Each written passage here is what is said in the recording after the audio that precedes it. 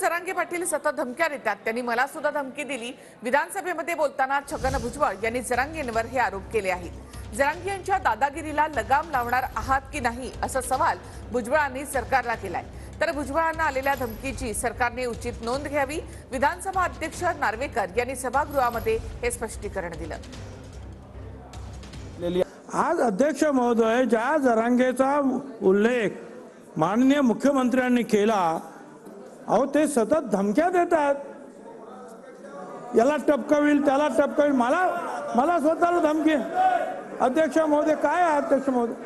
आणि अध्यक्ष महोदय एवढंच नाही तर छत्रपती शिवरायांच्या पुतळ्याखाली बसून महाराष्ट्राच्या मुख्यमंत्र्यांना, उपमुख्यमंत्र्यांनी आम्हाला तर नेहमीच देतात, अहो आईवरून शिव्या। तिथे बसलेले जे आहेत महसूल आयुक्त, SP, कलेक्टर, त्यांना तर म्हणतात तुम्ही भडकाऊ आहात, आणखी त्यांनाही आईवरून शिव्या। अध्यक्ष महोदय, ही दादागिरी जी काय चाललेली आहे याला काय कंट्रोल करणार आहात की नाही? साहेब, आपण आपल्या सुरक्षेसंदर्भात चिंता व्यक्त केली, त्याची मी नोंद घेतलेली आहे।